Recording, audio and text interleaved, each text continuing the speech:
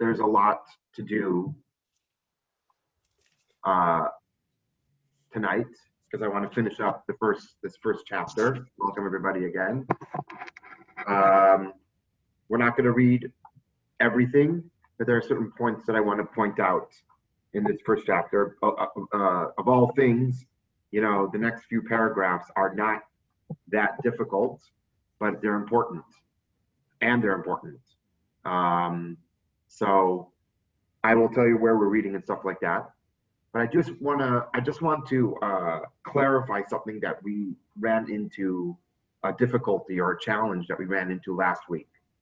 And that was this concept that looked like Rabbi Steinsaltz in his paragraphs talking about these higher worlds. It looked like he was a little bit like contradicting himself. On the one hand, it seemed like he was going from one extreme to the to another. On the one hand, he was saying that it's impossible to comprehend fully these higher worlds and these beings, especially the angels.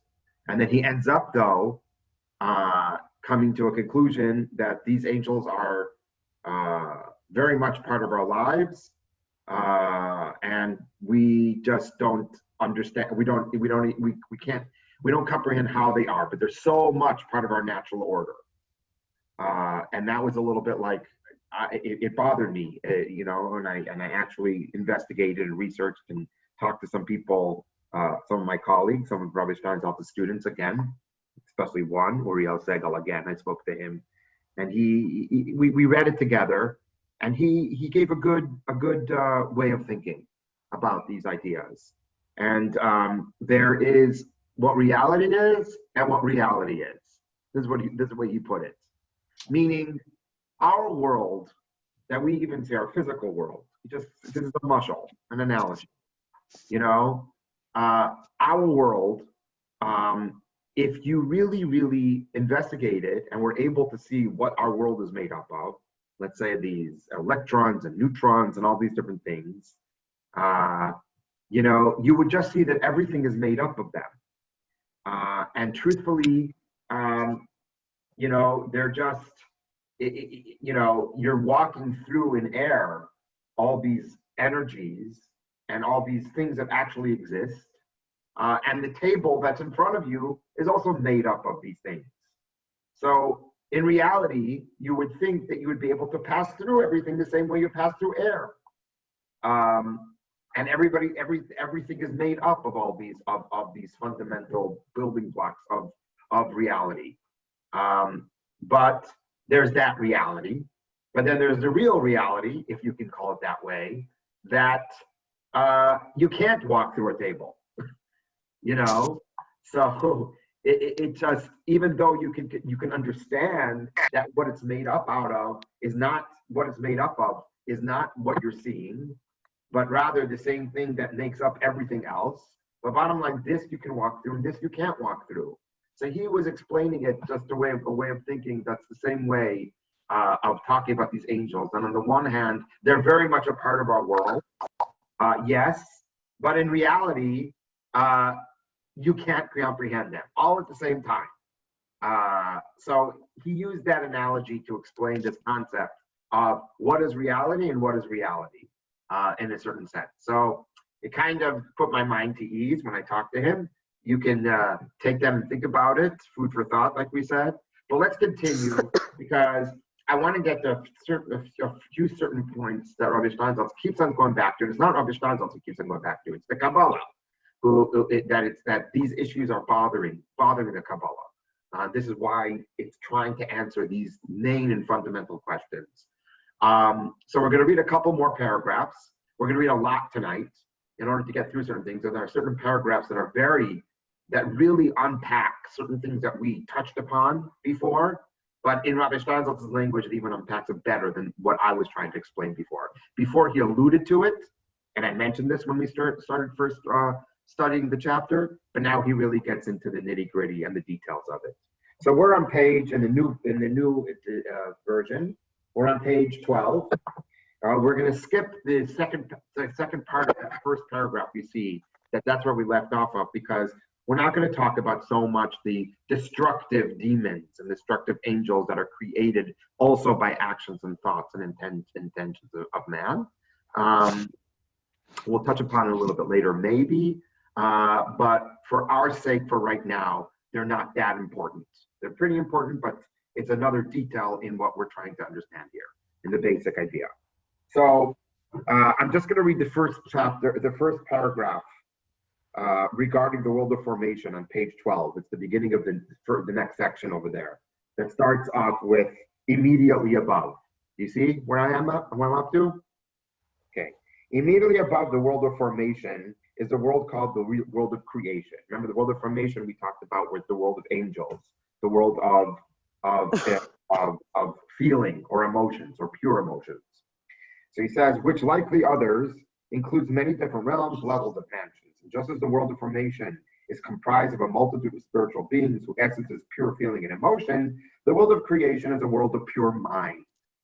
The mind quality of the world of creation is not a merely intellectual essence, but rather expresses itself as the power and capacity to grasp things with a genuine inner understanding.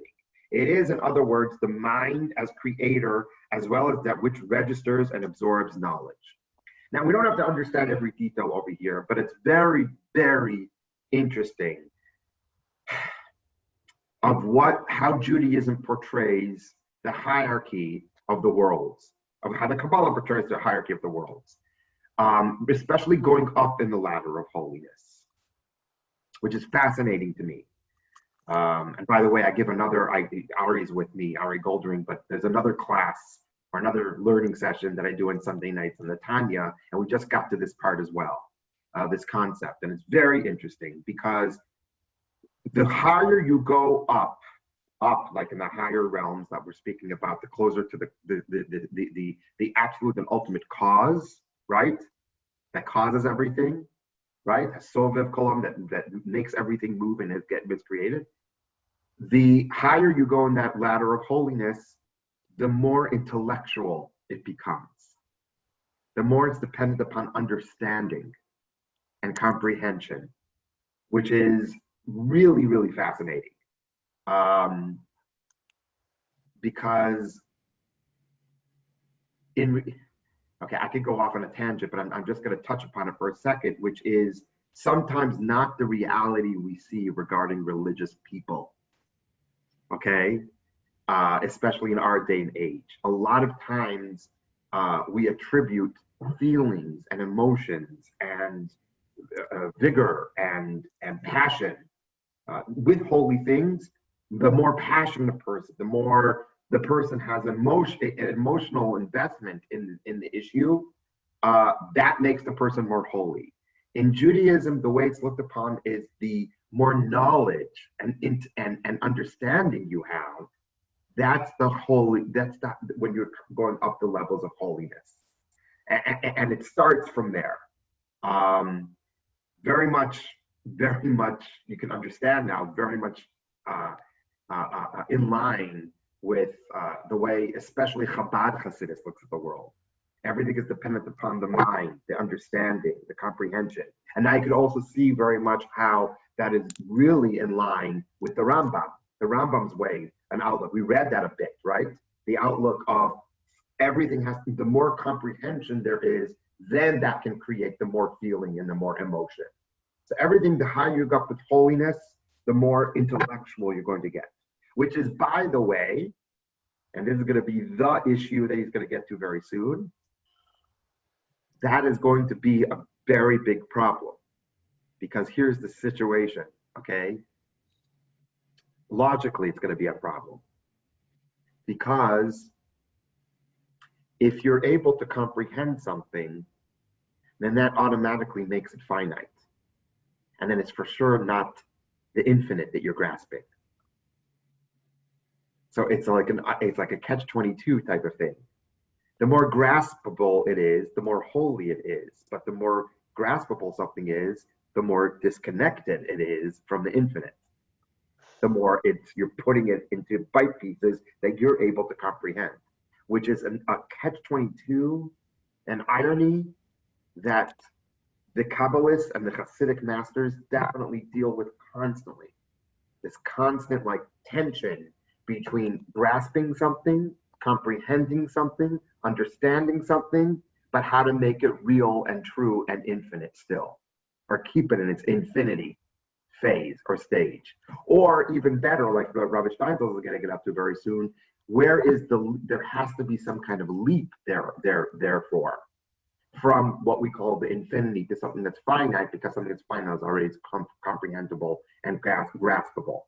Okay? And there's going to be that tension completely. And let's just skip right to Rabbi Steinsaltz's words.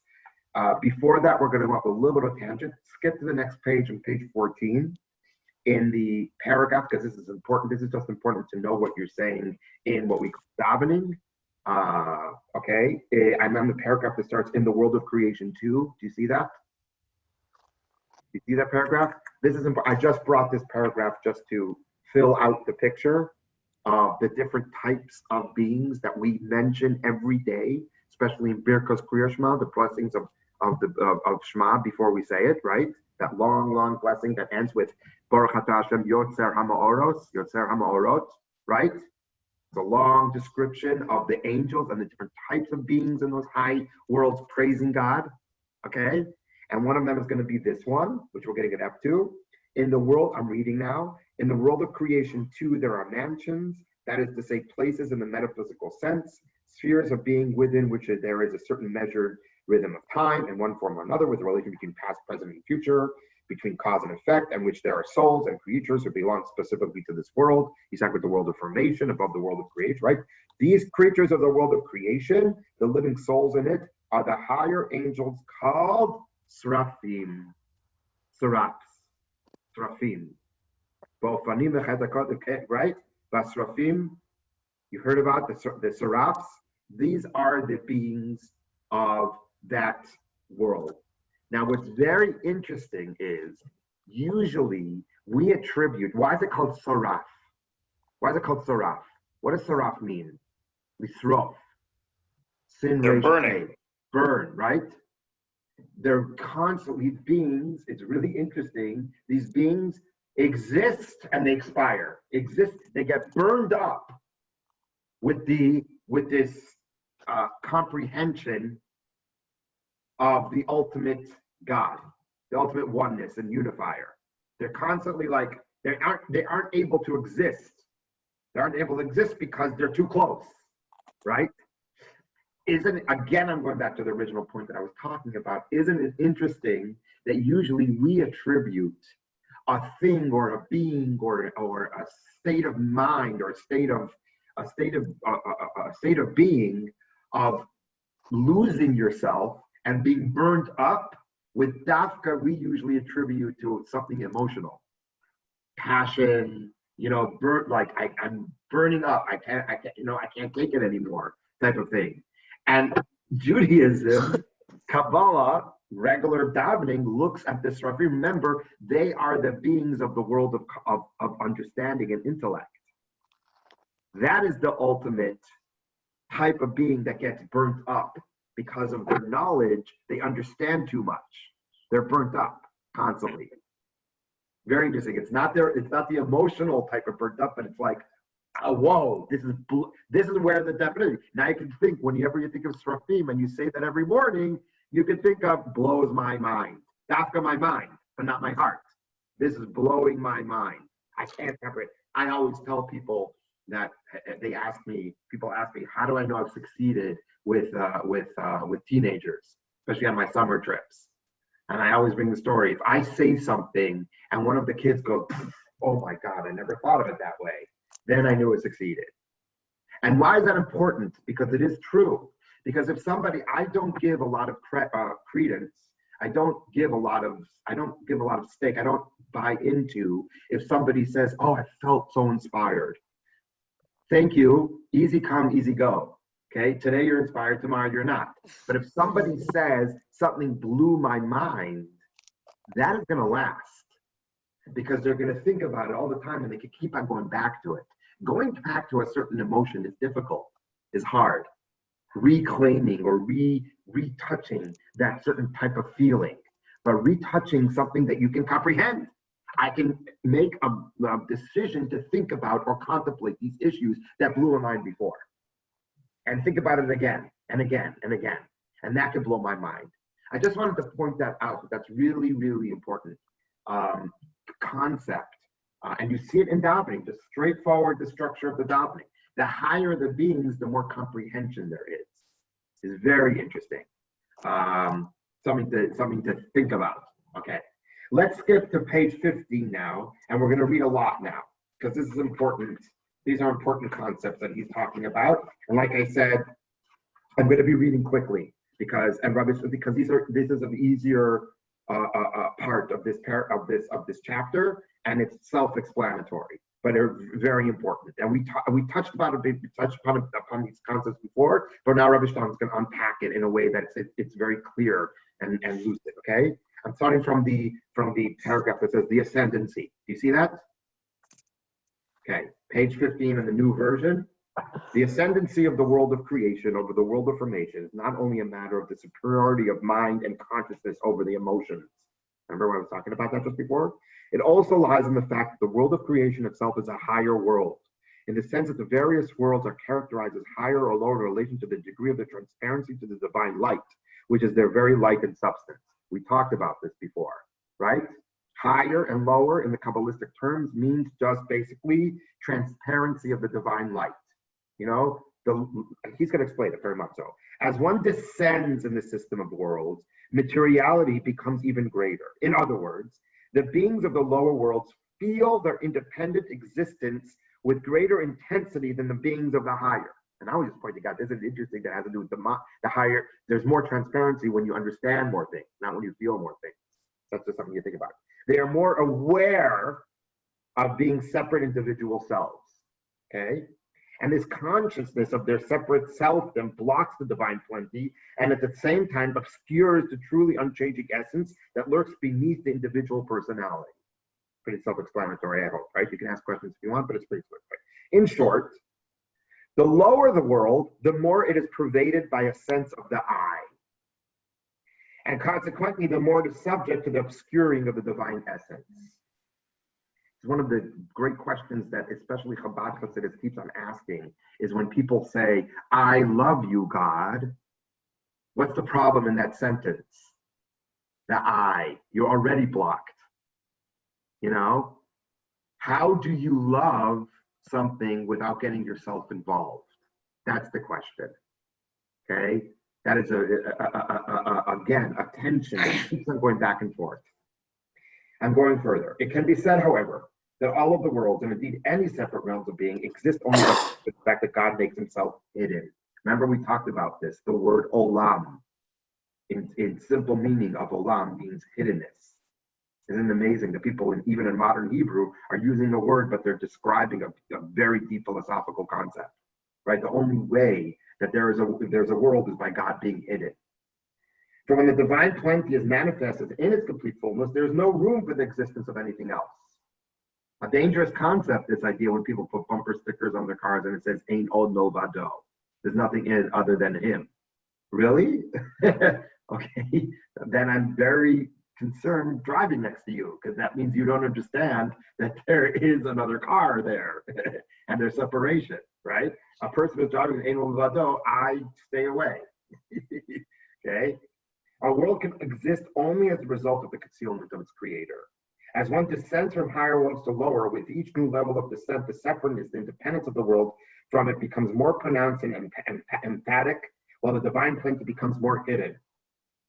Hence, the creatures in the world of action may reach, as men often do, that is the sarcasm Rabbi Shlomo right there. I'm sure you put that on later just to get in, to make this whole essay a little bit less abstract and a little bit more like, you know, he has to pinch somebody somewhere over here, okay? As men often do, a condition in which they not only unaware of the life-giving divine plenty, but may even repudiate its existence altogether.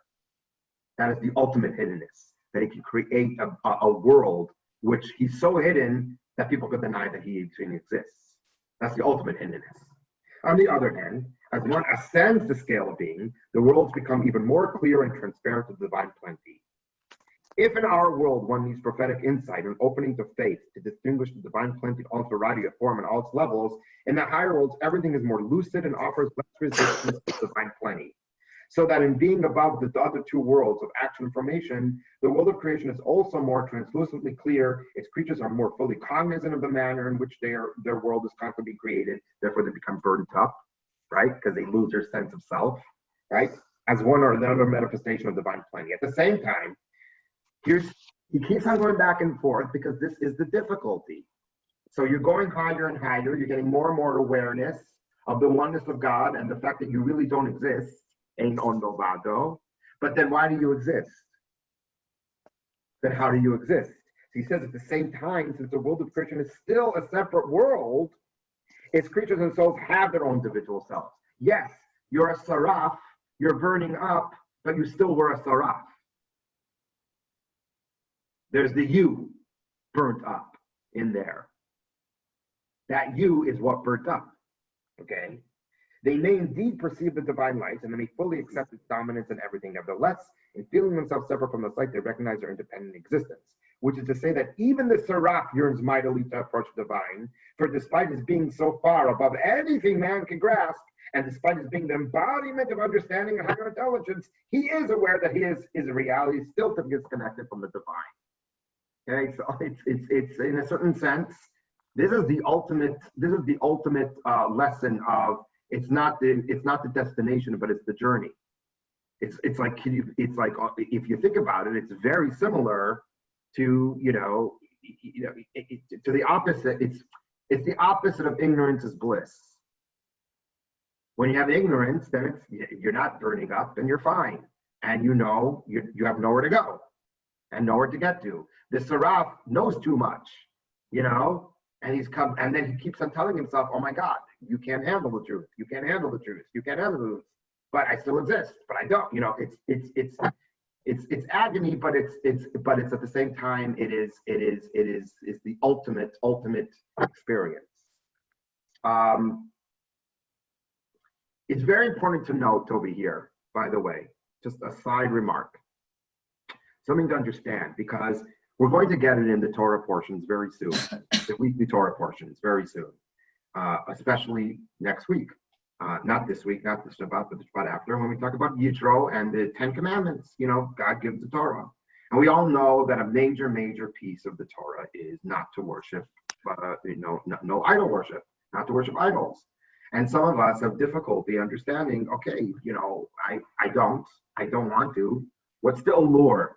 Why was it such a huge thing?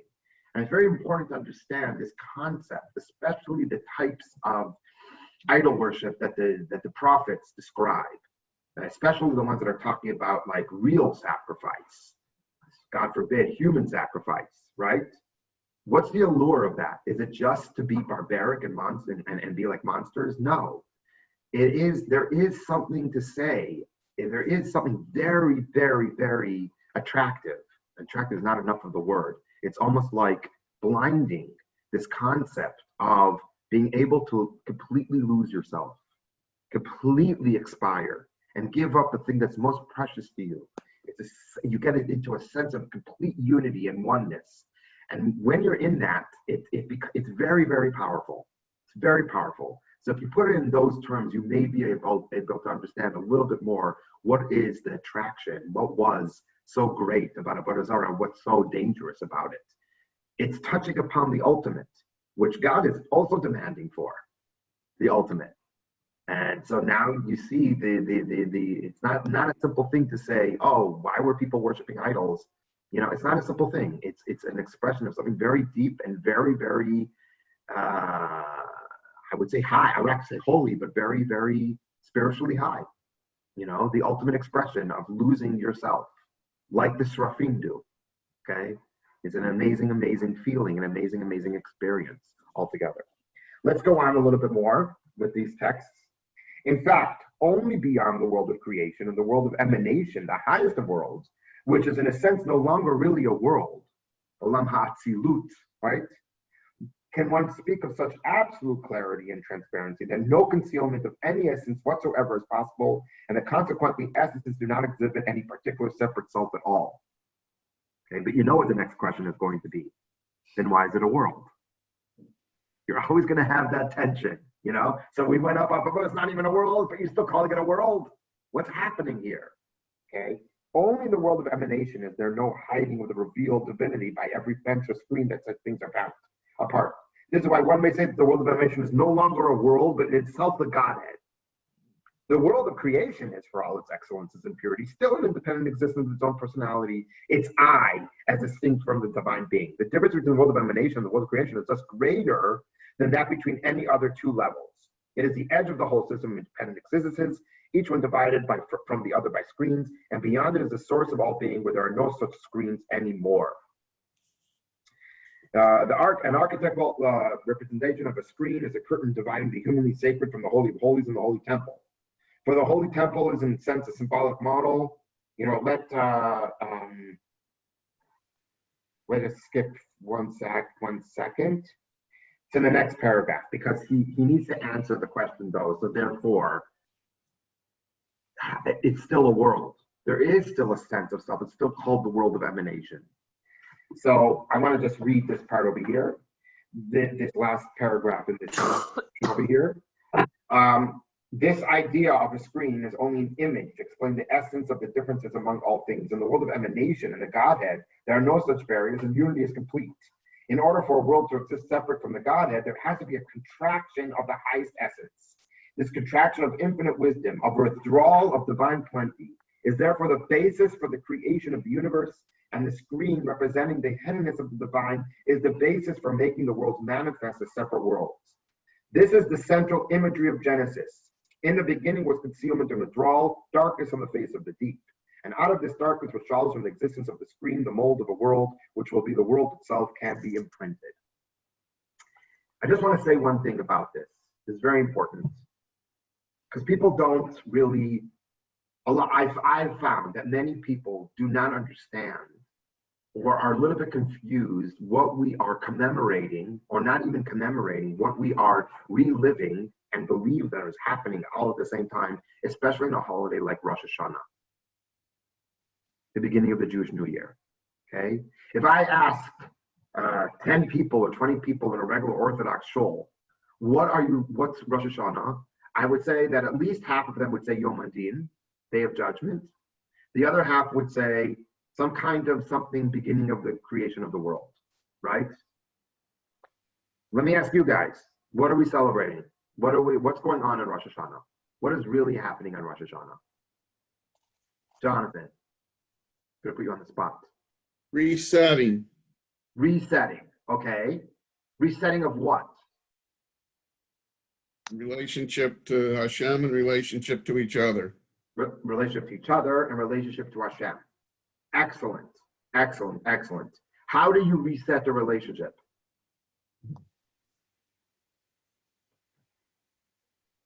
I don't know. Excellent, excellent, excellent. So let me stop, take a step back, and then I'll go further and answer that question. The Kabbalah, based on exactly what Rabbi Shnaz was talking about over here, calls Rosh Hashanah Yom HaNesira. And when you celebrated with Rabbi Shnaz's Rosh Hashanah, he would talk about this at great length. He would say this over and over again. Yom HaNesira. What's a Nesira? What's a Masor in modern Hebrew? Masor. You know what a Masor is? Anybody? No Hebrew? Ari, do you know what a Masor is? I'm trying to think. I can't think of it. Good. You have to, when you go to Home Depot or IKEA, is there Home Depot in Israel yet? No, you have to go to one of those. They do have large chains now in modern Hebrew. You ask for a Masor. A Masor is a saw. S-A-W. A saw. So the day of sawing. Oh. The day of sawing. S-A-W-I-N-G. Not to see, but sawing. The day of sawing. That's how the Kabbalah calls Rosh Hashanah. What do you do when you saw something? Sounds almost, it's the day of separation. You're separating one thing from another. The only way you can have a relationship is only if you have two separate entities that can choose to want to be together. A real relationship. a relationship that we call right. I'm not talking about a relationship between a father and son or a mother or a daughter or whatever it is. I'm talking about a relationship such what we're talking about made by a decision to be together. Before you have any time, and in fact, one of the things that good marriage therapists do, right? The first thing they do to couples that come to them with issues is not exactly try to get them together, but first things first is to, especially couples who have been together for a while, is first things first to see, do they remember who they are as individuals? Because a lot of issues come about when people become so entangled with each other and so enmeshed that everything becomes confusing. You can't have a real relationship unless you have separate entities. There has to be a division first. So the thing we're commemorating, that's why, by the way, according to the Kabbalah, we don't celebrate Rosh Hashanah on the day that the world was created. When was the world created? Officially? Chafei Elul. The 25th day of Elul was the first day of creation. We are celebrating the 6th day of creation. And not only are we celebrating the creation of man, we really are celebrating the separation between, first of all, man and woman. That's really the sawing that they're talking about, okay? The separation, okay, of becoming two separate entities so they can become a world. And the separation between man and God, exactly like you said, Jonathan. The reset between us and God and us and ourselves, but the only way we could do a reset is, first of all, to define who am I and who are you. And therefore, we can make a decision. So the big question on Rosh Hashanah, and that's the real, and Rabbi Stanglis will talk about this at great length every year. You go back to the things that were the speeches and that were transcribed while he was talking about, and I've merited to hear him many times. He talked about this. It's a big, big question that's asked on Rosh Hashanah. It's a big question, and that's why it's called Yom Hadin. It's the ultimate question. It's not a question, did I do this sin or this mitzvah correctly and stuff like that. It's a much bigger question. And the larger question that's being asked is, we're going to ask you, now that you have remember you have free choice. You can choose whatever you want. You're a separate entity from God. God is high. Imagine that God isn't in the room. He's hidden himself. He created an olam. Now we're going to ask you quietly, do you want to have a relationship with him? Are you still interested? And here's a secret. God is asking himself the same question in a separate room. And that's the big question. So Rosh Hashanah, exactly, this is what it was. Like Rabbi Stanglis writes here. In the beginning was concealment and withdrawal in order for there to be a relationship and life. Okay? By the way, saw a great video on Aleph Beta. Great website. You have to pay to get a subscription, but I taught it to some of the teens throughout this week. Really, he does a great job with a video, with animation and stuff like that, and basically shows how the story we're reading about in this Torah portion of the Exodus from Egypt is a reenactment, step by step, of creation. There's also a separation there, right? The cloud comes and light and separates between the camp, right? The camp of the Jews and the Egyptians. There's a separation between the waters and the dry land. There's a separate, just like we had separation of waters in creation. Anyway, you go on and on, but it's really interesting how the whole story of Exodus is also this reenactment. And the first thing that has to happen is separation. There's got to be a separation. There's got to be a withdrawal. There's got to be a concealment so that something could come to light. Okay, we're going up to here. We got a few more minutes. I want to,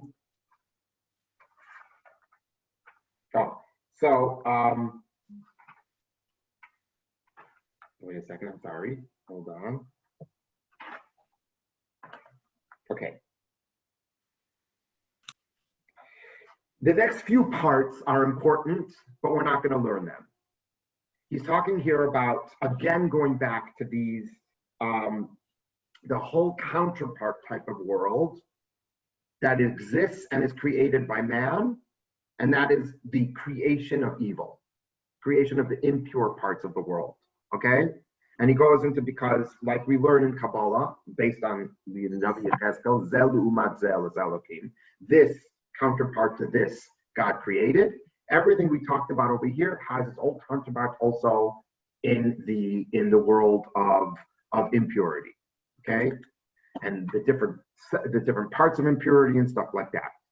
I did want to get to one section over here just to finish it off, this chapter, which is he's going to touch upon things that we haven't read about, but you'll get the gist of the matter, because it's important to understand. On page 23, where it starts, the section that starts, nevertheless. You see that? We're going to read this quickly, but it's important to understand, because I also find that many people talk about fundamentals of belief, essence of Jewish existence and belief. People get confused with these concepts. And I think Rabbi Shantz explains this concept of what we call, he's going to talk about what we call hell, okay? Because he starts talking about here about how a whole world is created by the human being and gives power to a whole spiritual world that creates, that is creating these beings. Just like we can create angels, we can also create these subversive angels that exist in the world and continue to exist. And therefore, let's start reading right now and then finish up, okay? Page 23 on the top. Nevertheless, and we'll finish up the first chapter, God willing, with this, with hell. Nevertheless, so long as the world remains as it is, the subversive angels continue to exist within the very substance of the world of action and even in domains above it, finding a place for themselves wherever there is any inclination toward the evil. But this happens because they themselves instigate and invoke the production of evil. They thus receive their life and power as a result of something they have aroused. And then finally, by their very existence, they constitute a punishment for the things they have helped to bring about. Some kind of human beings. The worlds and the mansions of evil belong, in this sense, to the general framework of the world of action. And one of the most extreme aspects is that mansion called hell in all its forms. For when the soul of man leaves the body, relate directly to the spiritual essences, thus becoming altogether spiritual, with no more than fragmented memories of having been connected with the body, then in the course of things, all that the soul has done in his life casts it into its right form on the level appropriate to it in the life after death. And therefore the soul of the sinner descends as symbolically expressed to hell. In other words, the soul now finds itself wholly within the world domain of these subversive angels whom it, as a sinner, created. You create your own hell. You have given life to it, you have created your own hell. It's just now there's no more barriers. There's no more going back. There's no more changing it. Okay? You live, you reap what you sow. I heard this expressed by Rabbi Steinsaltz in a few times. He says, he used to say to the guys in Yeshiva, he said, heaven and hell is the same place. Okay? You create, it's what you created. What is it? But let's look at the Rambam again. The Rambam says that the world to come, there is no eating, there is no drinking, there are no pleasures of the finite parts of yourself. Okay? But here's the problem. If all you trained yourself throughout the many years of your life to get pleasure only from those things, then when you go to a place that there's none of those things, you're in hell. Because what are you going to get pleasure from? He basically said even better. He said heaven and hell are the same place. It's a Gemara on a stender. Okay? Or Torah or spiritual ideas on a stender standing in front of you. Now, if you never learned how to get pleasure from those things, then you're stuck in front of it for eternity. And that's hell. If you learned and trained yourself to get pleasure from those things, then it's heaven. You create your own existence. You created your own existence. It's called the Olam HaEmet, the world of truth. Now there's no more lying. There is no more fake. This is what it is, and it's going to be here for a while. Okay, let's go on. And there's no refuge from them, even better. For these creatures encompass the soul completely and keep punishing it with full exacting punishment for having produced them from and cause the existence of those some angels. And as long as a just measure of anguish is not exhausted, the soul remains in hell. It is exhausted though, by the way, after a while. Which is to say the soul is punished not by something extraneous, but by that manifestation of evil it itself created according to its level and according to its essence. Only after the soul passes through the sickness, torment, and pain of the spiritual existence of its own self-produced evil, only then can it reach a higher level of being in accordance with its correct state, in accordance with the essence of the good it created.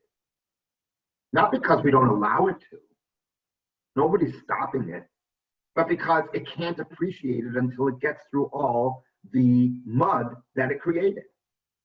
You have to cleanse yourself off of it. It has to be cleansed in order to be able to get to that place to start enjoying and getting pleasure, spiritual pleasure from those good things that it did. Since even this domain of the worlds of evil is fundamentally inward and spiritual, it is revealed only by way of vision of one kind or another.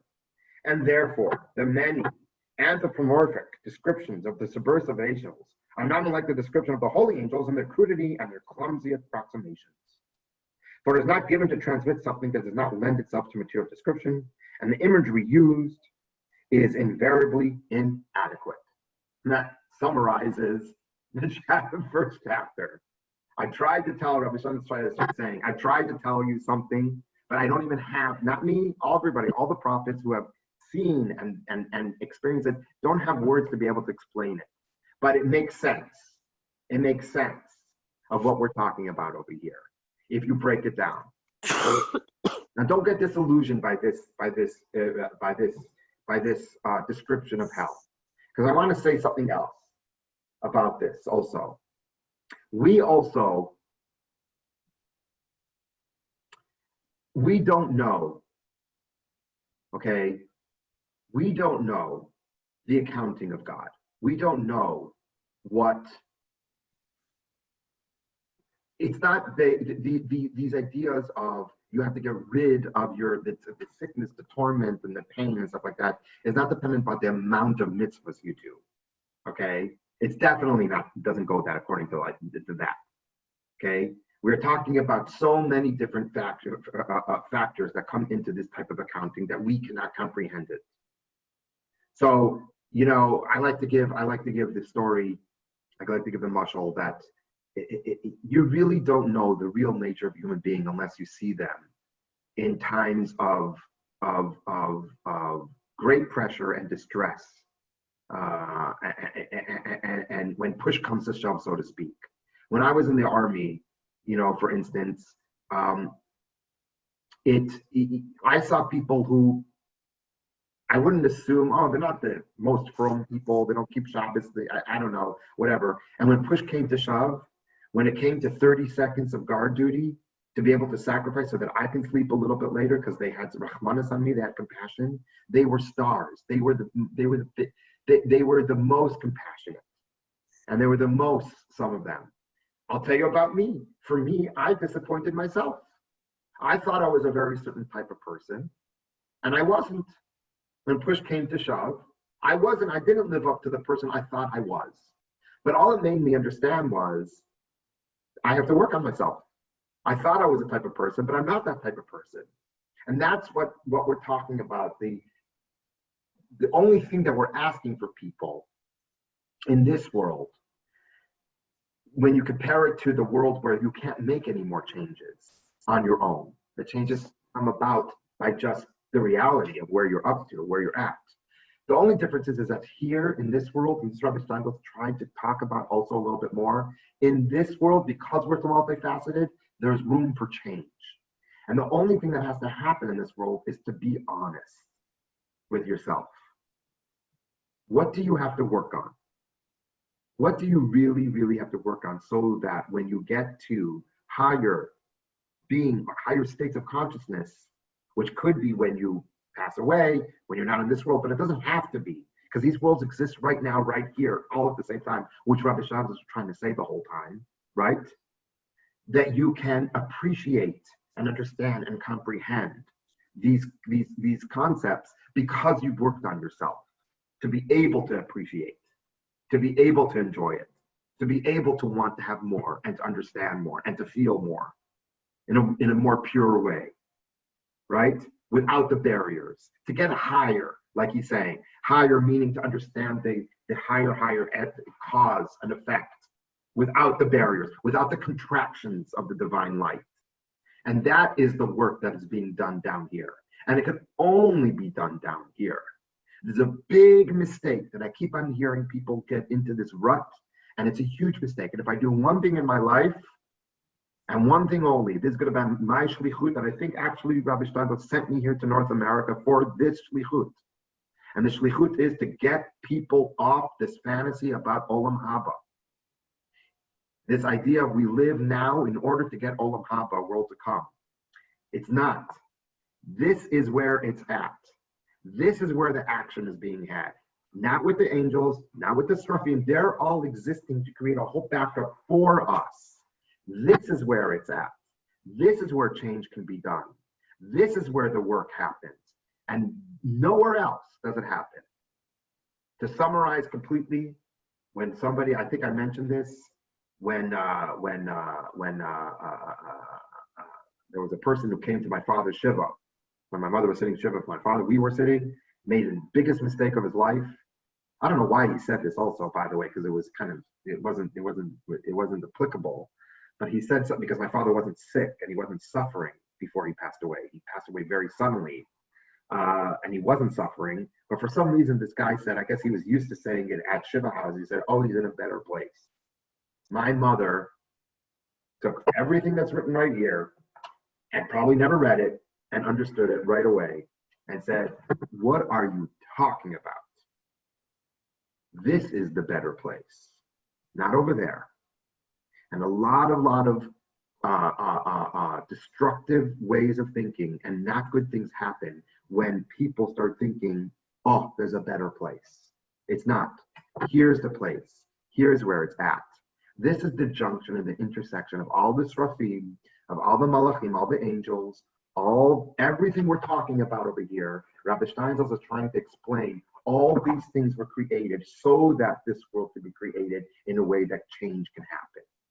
Because change can only happen in a world where there's free choice. And free choice can only happen if there's hiddenness. If God reveals himself just a little bit more, which we all think we want, then we won't have any more free choice. We'll either become like an angel, we'll expire, or become complete and absolute messengers of his because we feel it, or even higher, if we comprehend it, we don't want to have any more choice because it just makes sense. Now we understand, we saw the truth. It happened once in history, and it didn't work.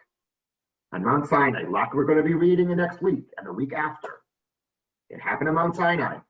God revealed himself too much. What happened? 40 days later, we were worshiping a golden calf. And everybody's surprised. No surprise. If God reveals himself in that way, where there's no more free choice, the most natural thing is going to be that 40 days later, you're going to be worshiping a golden calf. You know where it changes? Where God is completely hidden. Where is God completely hidden? In 30 days from now. Purim. Not once is God's name mentioned in the Megillah. And that's where it says in the Gemara, in Masechet, in the Tractate of Megillah, right? Hadar Kiblua. That's when the Jewish people accepted upon themselves, they accepted upon themselves God's kingdom, because that's where it happens. When there is absolute free choice, and absolute free choice happens when there is absolute complete withdrawal and concealment. It's unfortunate, but that's the way it works. We're going to be going to chapter 2 next week. Hope you guys stick around. I enjoyed it, and we'll continue. Any questions, any remarks? Sorry, my wife completely. I'm sorry. Rabbi, I have a few questions if that's okay. Okay, people can stick around or not. Go ahead, Artie. Yeah. So just out of curiosity, so there are 2 questions off the bat. When Rabbi Steinsaltz says he described Olam, when you were reading about his description of Olam HaTzilut, and I think you dwelt the least on that, but he basically said essentially, if I'm getting it correctly, there's almost no separation, essentially. So does he touch on Adam Kadmon at all? That doesn't have to do with Olam HaTzilut. You're skipping between 2 different things. Well, it's a higher world. It's Adam Kadmon is not necessarily a higher world. Adam Kadmon is a certain type of prototype of man or a human being through which we try to, it's like the ultimate person.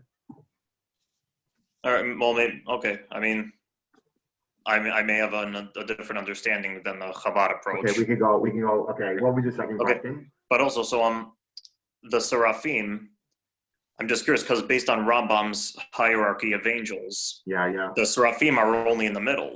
It's very interesting. So what about the higher, like the Chayot or the Right. Ophanim? Very good. He doesn't get into this right here, but he gets into this in other places, Rabbi Steinsaltz. Because the Rambam is listing, and he lists more than 4, because we only have 4, right? 4 worlds. So which world do these different beings go into? There are different aspects. There are different aspects for different types of gradations and different types of levels, and they do correspond to this. They do exist in specific world, in one of the specific worlds. But their functions are a little bit different. The function of a Chayat HaKodesh is different than a Seraph, which is different than an Opham, etc. All right, and just based on my understanding of Rambam, it's they're at a different category. Like the Chayot are the highest level, followed by the Ophanim, then Erelim, and the Chashmalim, Right. and then Seraphim are number 6. Right. So I'm just curious because the Chayot are the ones who bear the Merkava. Right.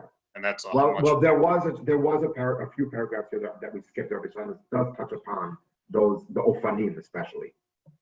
You could read it over inside. Okay. Because it wasn't. We didn't have to go into those details to understand what he was trying to say, in my opinion, in general. Okay, and I guess a last question based on what you're saying, because there are Min Hakim to have a Tu B'Shvat Seder based on this, ascending the worlds. Yes. And I don't know if that's a Chabad minhag or not, but it's inspired me. Okay, good. Doesn't have to be, yeah. All right, everybody. Thank you so much. And we'll see you next week, hopefully. Thank you. Okay. Thank you.